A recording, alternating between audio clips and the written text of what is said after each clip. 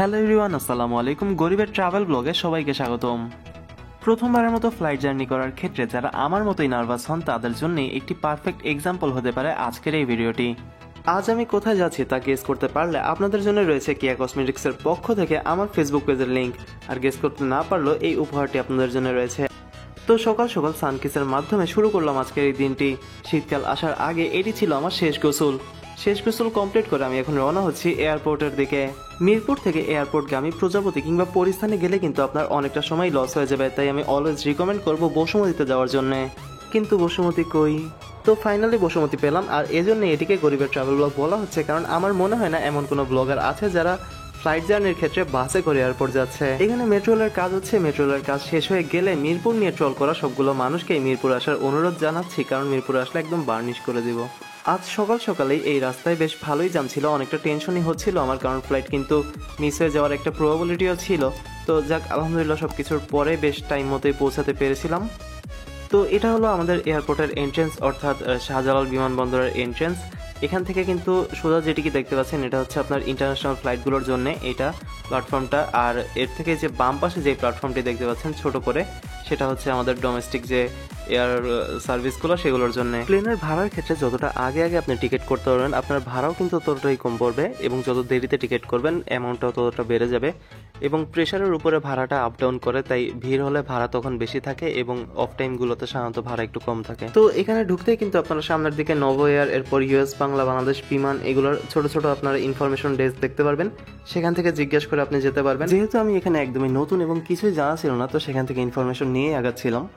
এখানে ডোমেস্টিকের যে ডিপার্চার টাইমগুলো সেগুলো কিন্তু দেওয়া আছে, তো এটা আমার জন্য বেশ হেল্পফুল ছিল বলে আমি মনে করি।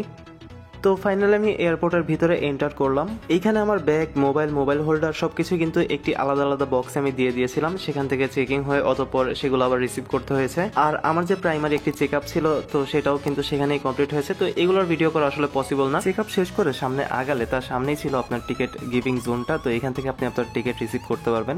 তো টিকিট নেওয়ার ক্ষেত্রে যদি আপনি উইন্ডো সিট চান একা ট্রাভেলের ক্ষেত্রে, তো আপনাকে ইনশাল্লাহ দিয়ে দিবে, জাস্ট পোলাইটলি বলতে হবে এবং অপশন থাকলে তারা অবশ্যই দিবে। ভাগ্যের ব্যাপার ছিল এখানে মোহাম্মদ আশরাফুল ভাইয়ের সাথে দেখা হয়ে যায়। তো এটা ছিল আসলে ওয়েটিং রুম। এখানে কিন্তু আপনি সামনে Novo air, US Bangla, Bangladesh বিমান এগুলোর ডেস্ক দেখতে পারবেন। তো সেখান থেকে আসলে আপনি টিকিট রিসিভ করবেন। তো এয়ারপোর্ট থেকে ঢোকার পর বাম দিকে ঢুকলেই আপনার যে চেকিং সেটা করা হবে, এবং সেখান থেকে সোজা গিয়ে ডান দিকে হচ্ছে আপনার ইউএস বাংলা, বাংলাদেশ বিমান, নভো এয়ার এগুলোর আসলে আপনি এয়ার টিকিটটা রিসিভ করতে পারবেন। তো টিকিট নেওয়ার পর আপনার ডিপার্চার লঞ্চে যেতে হবে এবং সেখানেই আপনার ফাইনাল চেকটা হবে। তো এখানে কিন্তু অনেক স্ট্রিক্ট চেক আপ। এখানে আপনার বেল্ট, জুতা, এরপর মানি ব্যাগ সবকিছুই খুলতে হবে। তো জুতা খোলার ব্যাপারে আমি একটু নার্ভাস ছিলাম, কারণ জুতা খুললে আবার সবাই পালায় নাকি, এটাই আসলে ভাবতেছিলাম। তো সেই চেক আপটারও আসলে ভিডিও দেওয়া পসিবল না। তো সেইটা চেক আপ শেষ করে এখন এখানে ইউএস বাংলা, নভো এয়ার এবং বাংলাদেশ বিমান তিনটারই আসলে ওয়েটিং পজিশন রয়েছে। তো আপনি যেটায় ট্রাভেল করবেন সেটার ওয়েটিং পজিশনে গিয়ে আপনাকে ওয়েট করতে হবে। তো প্রথমে ভুলবশত আমি ইউএস বাংলার যে ওয়েটিং পোর্শনটা সেখানে চলে আসছিলাম, বাট এটার জন্য আসলে কোনো সমস্যা হবে না, কারণ সবগুলো কিন্তু একসাথে, তো প্রবলেম নেই। আর এখানে যে রেস্টুরেন্ট রয়েছে এবং খাবারটা রয়েছে এইগুলোর সবগুলোর প্রাইস হচ্ছে কি ওভার প্রাইস, মিডল ক্লাস মানুষের জন্য না। তো আমি সবাইকে রিকমেন্ড করবো যে আমার মতো যারা মিডল ক্লাস আছেন বাসার থেকে ভালোভাবে নাস্তা করে আসবেন। এখানে আসলে ডোমেস্টিকের যতগুলো রুট আছে এবং যতগুলো এয়ারলাইন আছে সবগুলোর যাত্রী একসাথে হয়। তো কিছুক্ষণ পরপরই কল আসে যে এই রুটের এই ফ্লাইটটি ছেড়ে যাচ্ছে। তো ফার্স্ট টাইম ট্রাভেলের ক্ষেত্রে যতগুলো সমস্যা ছিল সবগুলো পার করে দিচ্ছি, আর কোনো সমস্যা নেই আলহামদুলিল্লাহ। আসলে খুব লুকিয়ে লুকিয়ে ভিডিও করতে হচ্ছিল, কারণ ভিডিও করা কিন্তু একদমই নিষেধ। আমি রিকমেন্ড করবো আর কেউ ভিডিও করবেন না, এবং এই ভিডিওটি বেশি বেশি শেয়ার করার অনুরোধ করবো। তো সবাইকে ডাকে, আমাকে ডাকে না। অন্ধকার থেকে অবশেষে আলোর পথে আসলাম আমরা। আমাদের কল আসলো 12টার রাজশাহী ফ্লাইটে, আমরা উঠতে একদম প্রস্তুত। তো ইকোনমি ক্লাস যাত্রীদের জন্য আসলে বাসটি এবং বিজনেস ক্লাস যাত্রীদের জন্য এই প্রাইভেট কারগুলো। তো আমরা আমাদের বাসে ওঠার জন্য প্রস্তুত, হাজার হলেও বাস লাভার, তো বাসে ওঠা নিয়ে কোনো রকমের রিগ্রেট নেই। তবে যে জিনিসটি একটু খারাপ লেগেছে সেটি হচ্ছে মহিলা যাত্রীরাও কিন্তু দাঁড়িয়ে যাচ্ছিল, মানে বাসে কিন্তু সিটিং অ্যারেঞ্জমেন্টের সংখ্যা খুবই কম এবং সবগুলো যাত্রীকে একটি বাসেই নেওয়া হচ্ছিল। তো একটা গ্যাদারিং সৃষ্টি হয়ে যায়, বাট মাত্র 5 মিনিটের জার্নি। আর তো এটা নিয়ে আসলে অভিযোগ করার মতো কিছু নেই, বাট আমি মনে করি যে অ্যাটলিস্ট ফিমেল যাত্রীদের বসার মতো অ্যারেঞ্জমেন্টটা থাকলে আরো ভালো হতো। ভিআইপি যারা আছে তাদের কিন্তু এইসব প্রাইভেট কারগুলোতে নিয়ে যাওয়া হয়। তো আমাদের ভিআইপি গুলো যখন বের হয়ে গেল তখনই কিন্তু আমাদের বাস জার্নি মানে স্টার্ট হলো জার্নিটা। আর এইখানে আপনি ডান দিকে যেটি দেখতে পাচ্ছেন এটা কিন্তু ভিআইপি লঞ্চ। তো এখানে হচ্ছে ভিআইপিরা ওয়েট করে। টিকিট প্রাইসের ক্ষেত্রে যদি আসি, টিকিট প্রাইস ছিল আমি যেদিন ট্রাভেল করেছিলাম ওই দিন বাংলাদেশ বিমানে 3500, ইউএস বাংলায় 4000 এবং নভো এয়ারে 4300। ভাড়ার পরিমাণ তুলনামূলক বেশি ছিল, কারণ রাজশাহীতে কিন্তু এক্সাম ছিল। তো এই ক্ষেত্রে আমি বলবো যে আপনারা নর্মাল টাইমে আরও কমে পেয়ে যাবেন। এগুলো হচ্ছে ইন্টারন্যাশনাল রুটগুলোর ফ্লাইট। এই ফ্লাইটগুলো অনেক বড় বড়, একই সাথে বিজনেস ক্লাস, ইকোনমি ক্লাস সবগুলো অপশন রয়েছে এখানে। আর আমাদের বাম্পারে ছিল ইউএস বাংলার বাসটি। আজকের এই ভিডিওটি স্পন্সর করেছে tour BD travelling and tourism group. সেখান থেকে কিন্তু আপনি খুবই অল্প প্রাইসে বিমানের টিকিটগুলো কাটতে পারবেন, সবচেয়ে লো প্রাইসে বলা যায় অনেকটাই।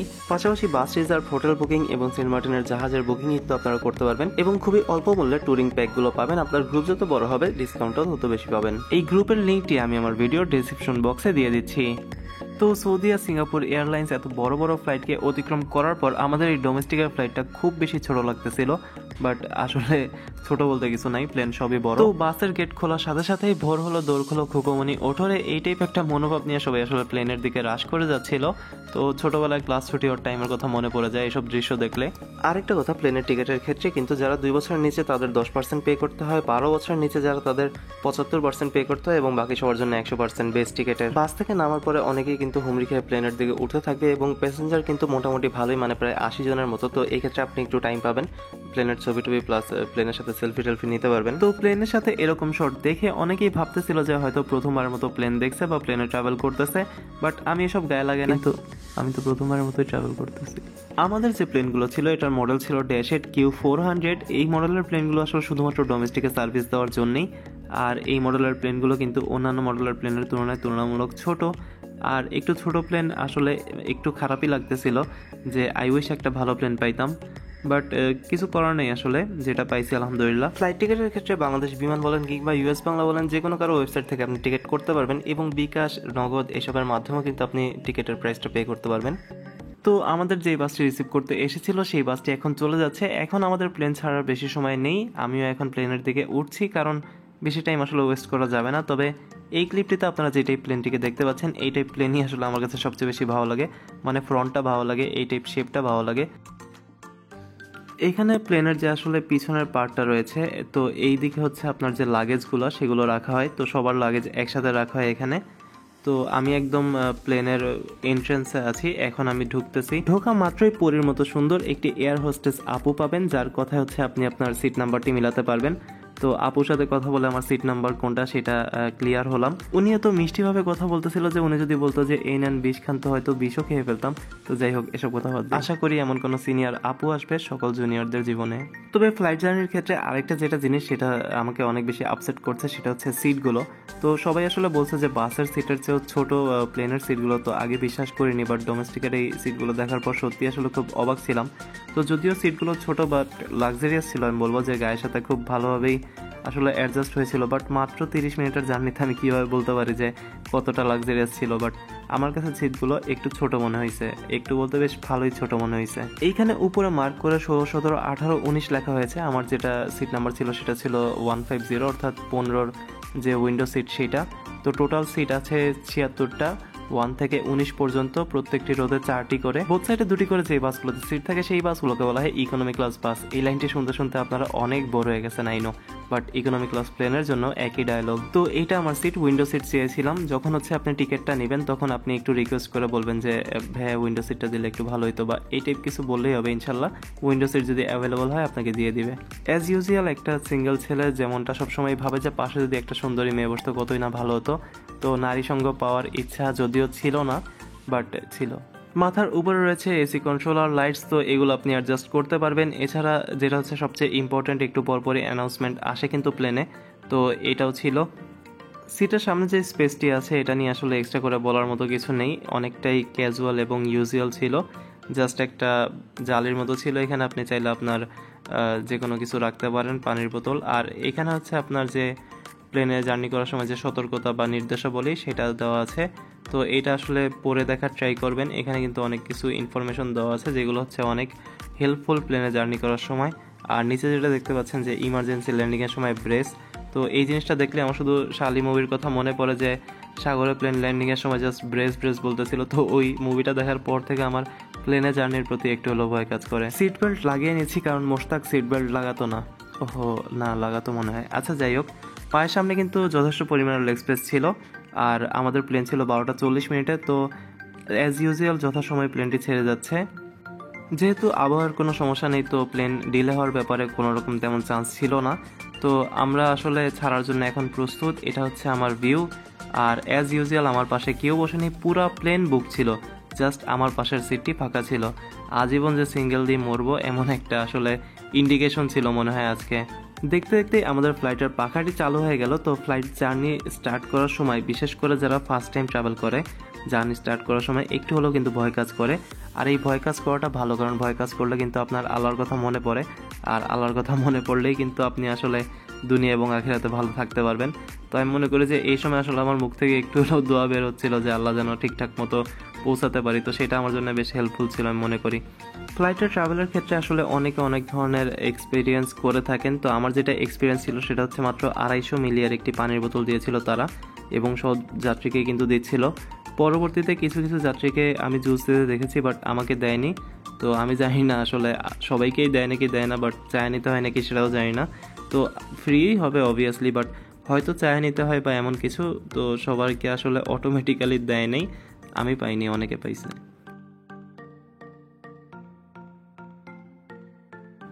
সো অবশেষে আমাদের প্লেন রানিং হয়ে গেছে। এখন আমরা যাচ্ছি রানওয়ের দিকে, ইনশাল্লাহ খুব শীঘ্রই আমরা টেক অফ করে ফেলবো। তো এই ক্ষেত্রে আমি ভাবছিলাম যে হয়তো একটানে টেক অফটা করে ফেলবে, বাট প্লেনটা সামনে যাওয়ার পরে কিন্তু আবারও একটু দাঁড়ায়, এরপরে আসলে টেক অফের জন্য যে পজিশনটা নেওয়ার সেটা নেয়। লঞ্চ থেকে আমরা বাসে উঠেছি 11:57-তে, প্লেনে উঠেছি 12:12-তে এবং টেক অফ করেছি 12:36-মিনিটে। প্লেন জার্নিতে কিন্তু 90% অ্যাক্সিডেন্ট হয়ে থাকে টেক অফ এবং ল্যান্ডিংয়ের সময়, তাই এই সময়টা একটু ভালোভাবে আল্লাহ আল্লাহ করবেন যেন কোনো সমস্যা হলেও আপনি প্রস্তুত থাকতে পারেন।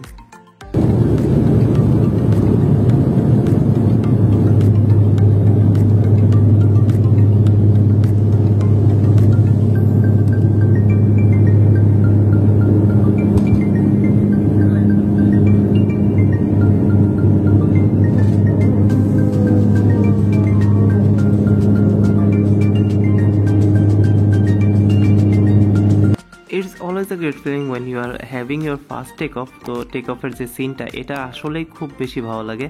লাইভ এনজয় করাটা সবচেয়ে বেশি ভালো লাগে। তাই প্লেনে এখন পর্যন্ত যারা ট্রাভেল করেননি, আমি রিকোয়েস্ট করবো একবার হলেও ট্রাভেল করে দেখতে, বেশ মজাই আছে আর কি। আর সবচেয়ে যে জিনিসটা ভালো লাগছে সেটা হচ্ছে 20 মিনিটে পৌঁছায় গেলাম, মানে মনেই হলো না যে কোনো জায়গায় যাচ্ছি বা এমন কিছু।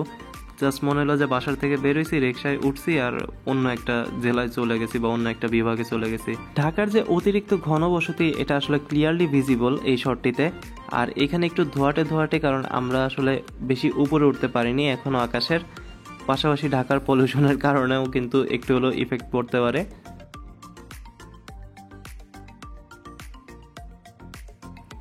বাট এই যে ভিউটা, এটা দেখলে আপনার আসলেই সুবহানাল্লাহ বের হয়ে যাবে মুখ থেকে, কারণ এই ভিউটা কিন্তু অসাধারণ। মানে অটো ব্রাইটনেস, অটো স্যাচুরেশন, কি আর বলবো, জাস্ট মাইন্ড ব্লোয়িং একটা সিন ছিল।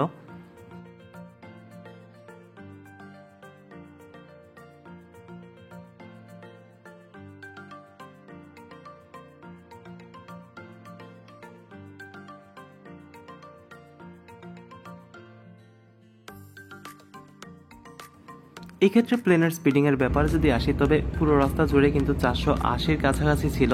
প্লেন কিন্তু বাসের মতো না যে এক সময় আপনার 80 আরেক সময় 110। তো এরা হচ্ছে যে স্পিডটা তারা ফিক্স করে ওই স্পিডের ভিতরেই থাকে। তো লিমিটেড যেটা স্পিড ছিল সেটা ছিল 460 থেকে 480-র মতো। এর কারণে কিন্তু মাত্র 20 থেকে 25 মিনিট টাইমের ভিতর আপনার 200 কিলোমিটারের মতো একটা রুট কভার করা পসিবল হয়েছে।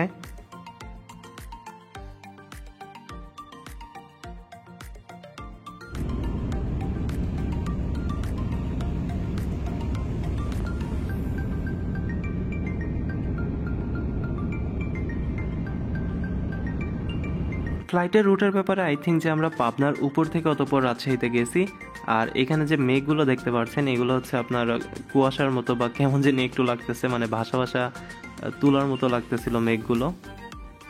একটা কথা হচ্ছে, আমার বাস জার্নি করে অভ্যাস। তো রাজশাহী যখন আমি যাওয়ার ব্যাপারে ভাবলাম, তো নর্মালি আমার মাথায় আসে 6 ঘন্টা কিংবা 5 ঘন্টা, অ্যাটলিস্ট 6 ঘন্টার মতো তো লাগারই কথা। তো যখন হচ্ছে আমি 20 থেকে 25 মিনিটে পৌঁছে যাবো, তো তখন ওইটা আমার কাছে মনে হয় যে এটা কি ছিল, মানে এটা তো কোনো জার্নি হলো না, যাওয়ার যে এক্সাইটমেন্ট ওইটাই তো শেষ হয়ে গেল। আর ড্রাইভার খুবই বাজে ড্রাইভিং করেছে, কারণ রাস্তায় কিন্তু একটা প্লেনও ওভারটেক করতে পারেনি, এমনকি একটা লোকাল প্লেনও ওভারটেক করতে পারেনি। জাস্ট কিডিং, কেউ আবার সিরিয়াস হয়ে গালি দিয়ে দিয়েন না। আর অন্যকে গালি দেওয়ার আগে নিজে আয়না দেখতে শিখুন। বাণীতে মুশফিকুর রহিম। তো মেঘগুলো দেখে আসলেই এমন লাগতেছিল যে তুলা ভেসে ভেসে যাচ্ছে আকাশ দিয়ে।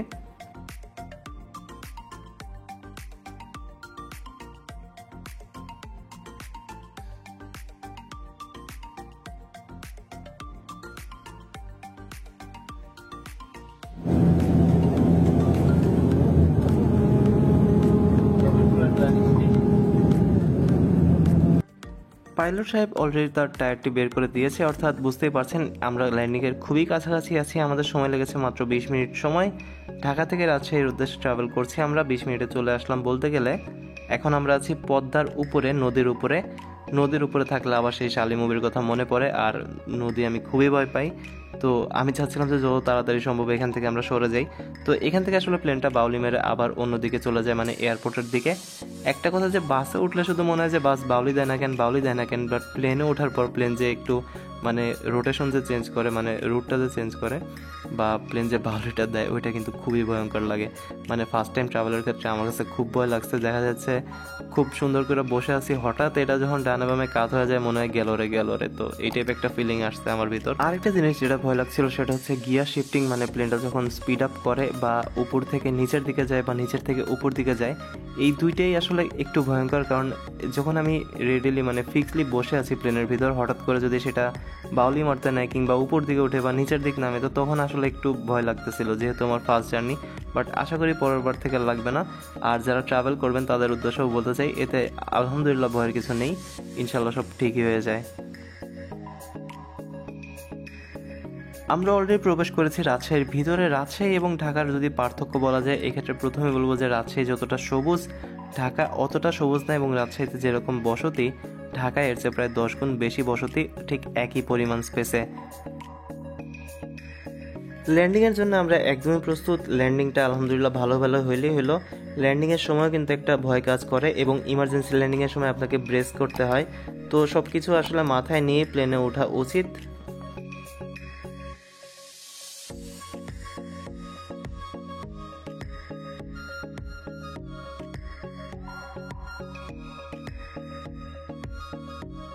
So finally after near about 30 minutes আমাদের জার্নি শেষ।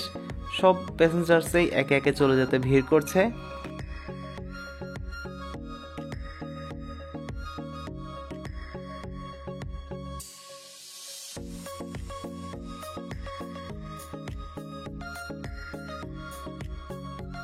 বিমানের যে লাগেজগুলো আছে সেগুলো বের না হওয়া পর্যন্ত আর কি সবাই ওয়েট করতেছে এয়ারপোর্টেই।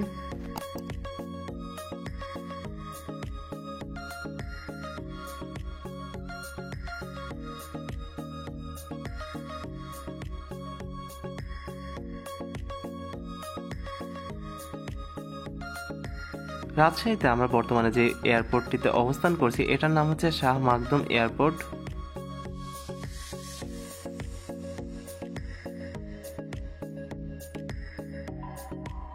তো এখান থেকে যে যার লাগেজগুলো বুঝে দিচ্ছেন, লাগেজের সাথে কিন্তু একটি টোকেন থাকে, অর্থাৎ আপনি চাইলে যে কোনো কারো লাগেজ নিয়ে বের হতে পারবেন না, কারণ লাগেজের নাম্বারটি কিন্তু চেক করেই তারা লাগেজটি ছাড়ে সবসময়। আলহামদুলিল্লাহ একদম সুস্থ এবং স্বাভাবিকভাবে এখন আমি পৌঁছে গেছি রাজশাহীতে। এখানকার এয়ারপোর্টের কথা যদি আসি, তবে কম্পেয়ারিং টু ঢাকা অনেক বেশি ছোট, এবং ঢাকার বাইরে অন্য কোনো এয়ারপোর্টেও আমার যাওয়া হয়নি। তো আমি এটা বলতে পারবো না যে এটাই অনেক ছোট নাকি সবগুলোই একই রকম। দেশের ট্রান্সপোর্ট রিলেটেড যে কোনো তথ্য জানতে চ্যানেলটি সাবস্ক্রাইব করে পাশে থাকবেন, এবং আজকের এই ব্লগটি আপনার কাছে কেমন লেগেছে তা আমাদের জানাবেন। সম্পূর্ণ ভিডিও যারা দেখেছেন তাদেরকে জানাই অসংখ্য ধন্যবাদ।